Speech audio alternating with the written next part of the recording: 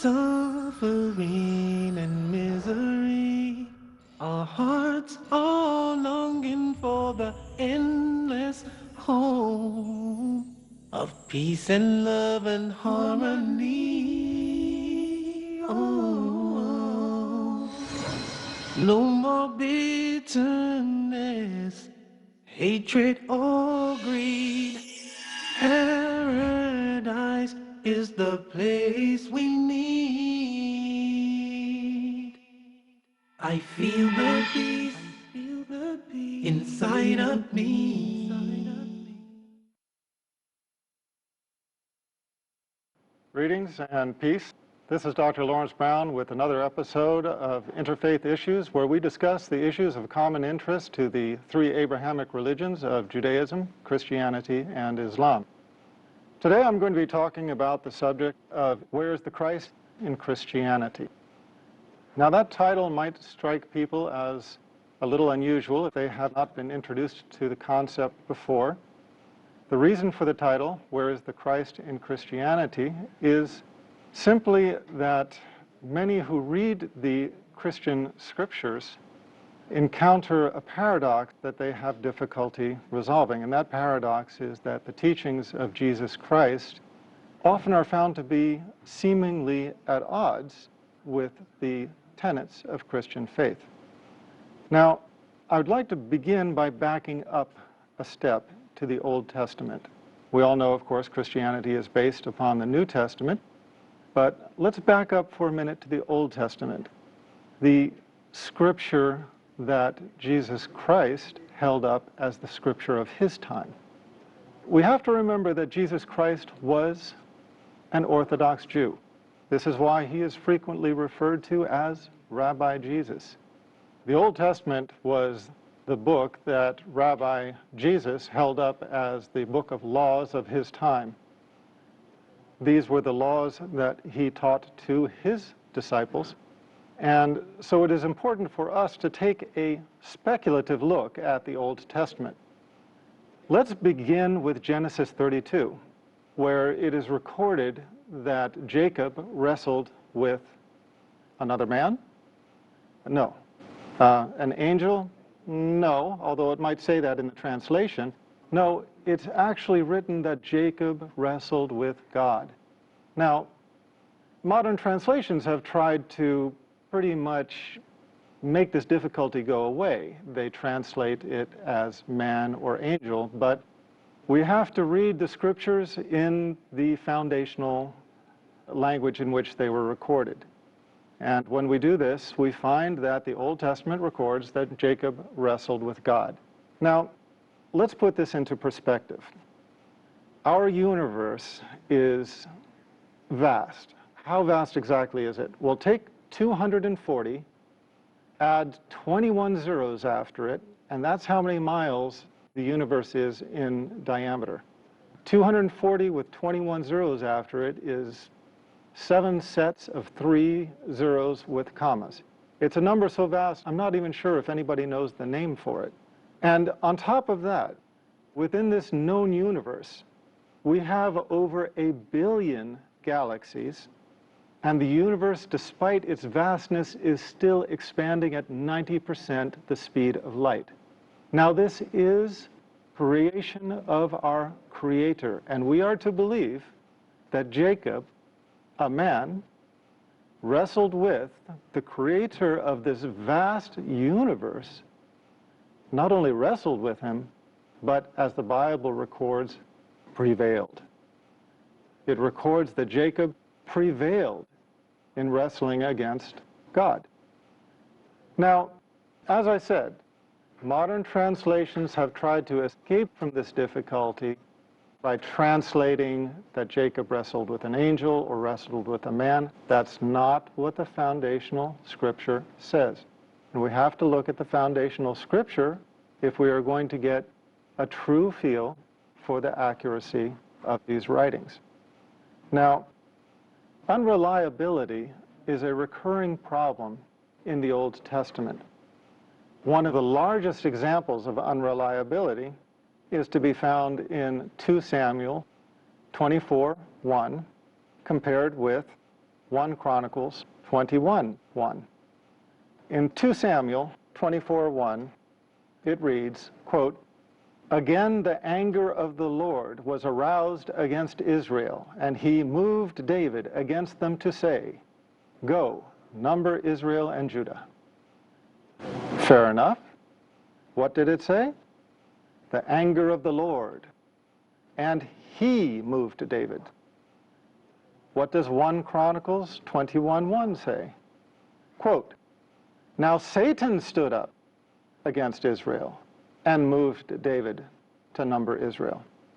Here we have two passages describing the same historical event in very clear, unequivocal language. One speaks of God, the other speaks of Satan. Now, we have to ask ourselves at this point, is there any possible way to rectify this? In another passage, as I told you, Genesis 32:24 through 30, it records a man, Jacob, as having wrestled with God. Here we find two passages, one speaking of God, one speaking of Satan, describing the same historical event. In both of these passages, there is no possible way to rectify this inconsistency. So, which was it? Was it the Lord or was it Satan? We don't know.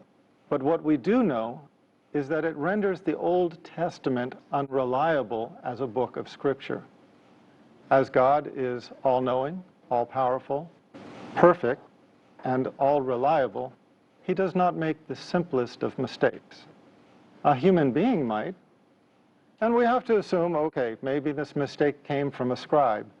But if the revelation has been passed down to us in this time, with these errors existing within the text, and we cannot trust that portion, then what portion can we trust?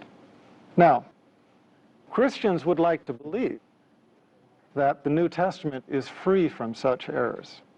Christians would like to say, well, okay, that's Old Testament. Let's not worry about that. We have the New Testament. We don't base our faith upon the Old Testament. That's of historical significance because the New Testament replaced the Old Testament. Well, it's a fair enough argument if it bears water.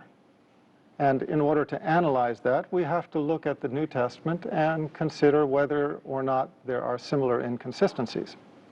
So let's do that. To begin with, where Jesus and his family allegedly fled when they were persecuted, one gospel, Matthew, records the family having fled. Another, Luke, records the exact same scenario. One records the family having fled to Nazareth. The other records the family having fled to Egypt. Matthew 6:9 through 13, Luke 11:2 through 4, they differ over the wording of the Lord's Prayer. Now, think about what this means. We're talking about the Lord's Prayer.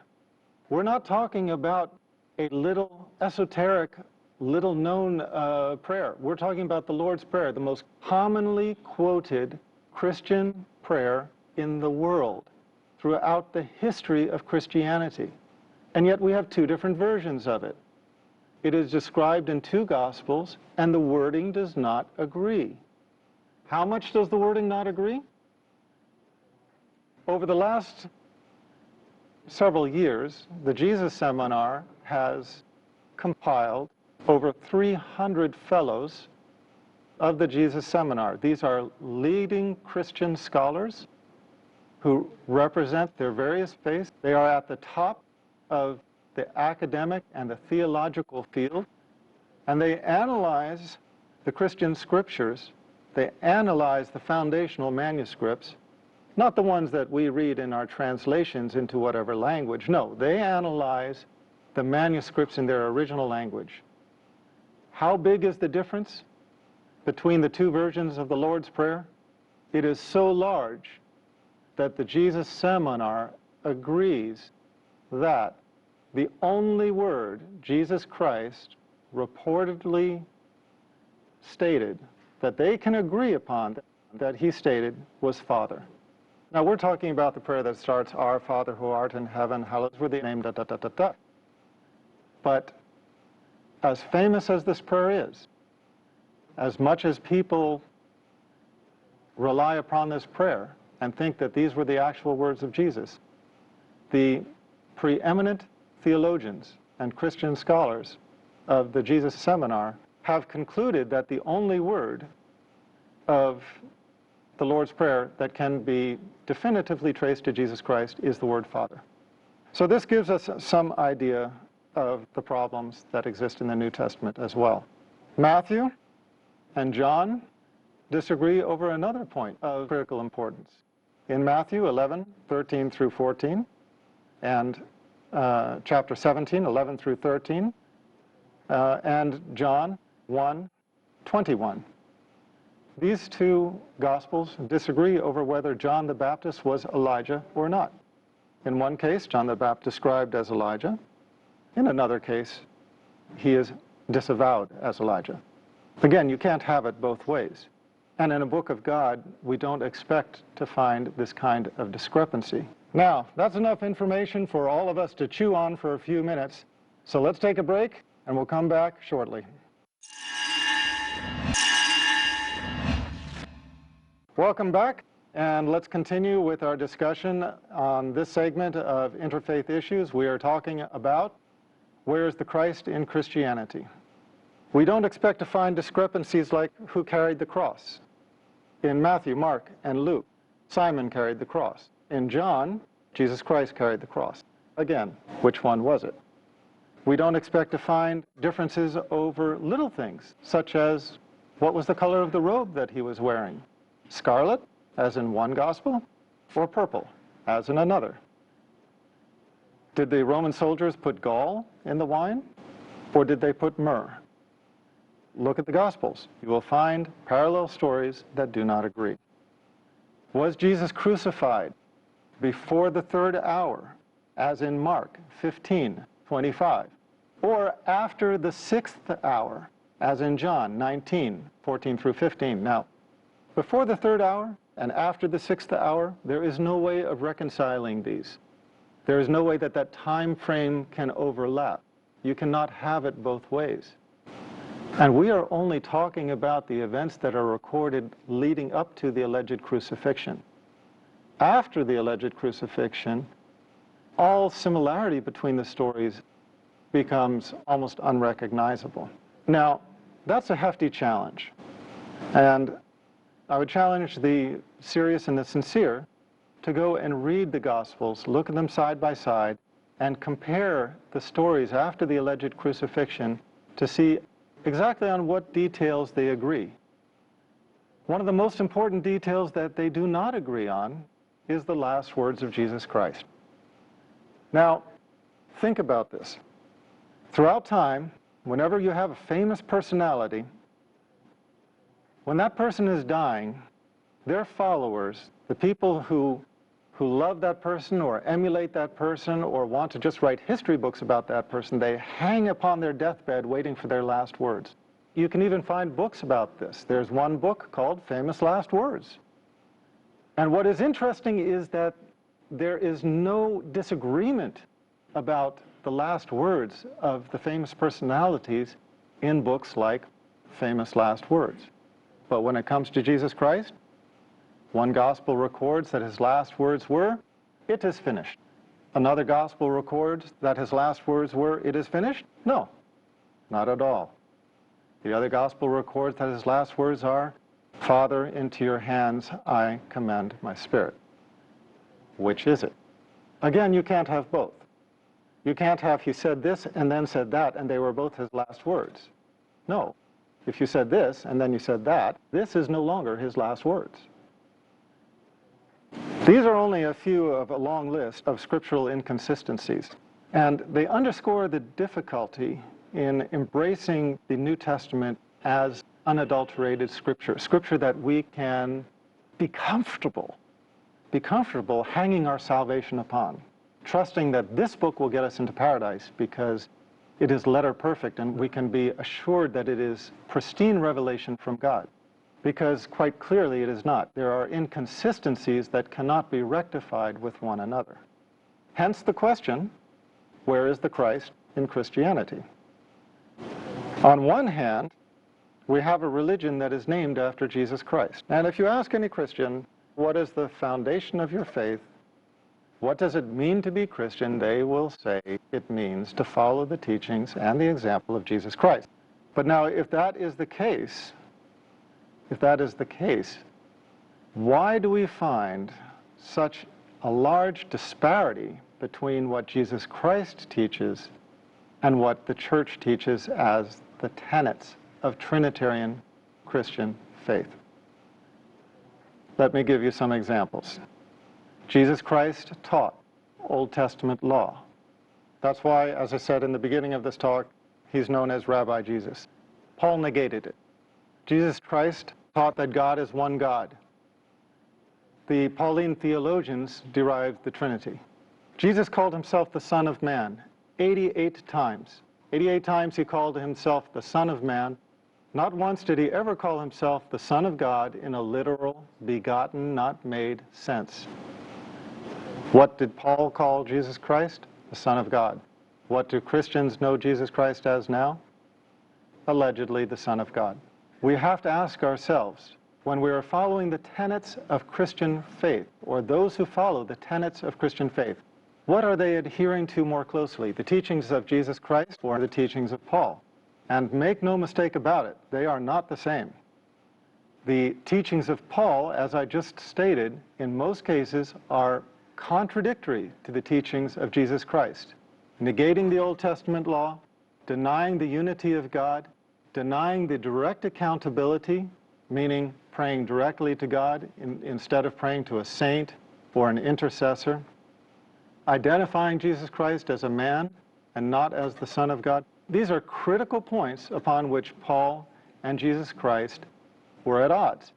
Paul was not only at odds with the teachings of Jesus Christ, but he was corrected by Jesus' disciples. It is well documented in the New Testament, the animosity between Peter and Paul, the animosity between James and Paul.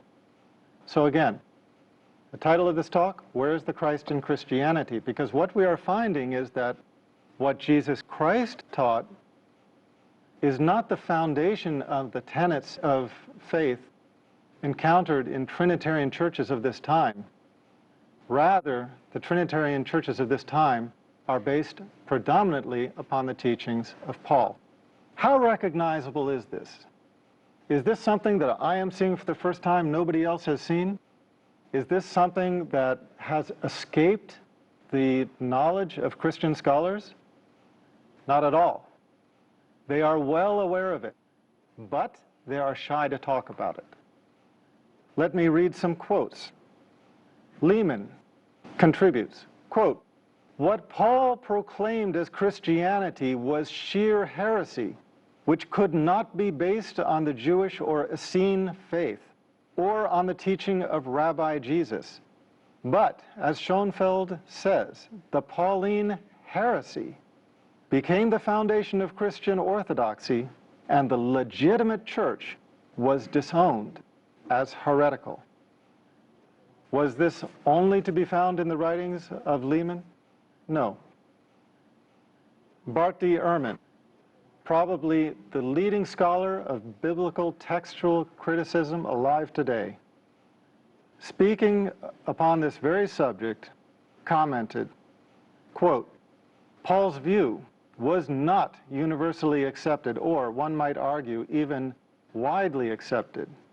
Even more striking, Paul's own letters indicate that there were outspoken, sincere, and active Christian leaders who vehemently disagreed with him on this score and considered Paul's views to be a corruption of the true message of Christ.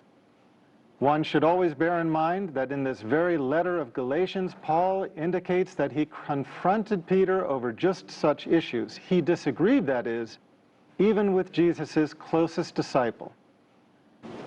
Commenting on some of the early Christians in the pseudo-Clementine literature, Bart D. Ehrman wrote, "Paul has corrupted the true faith on a brief vision.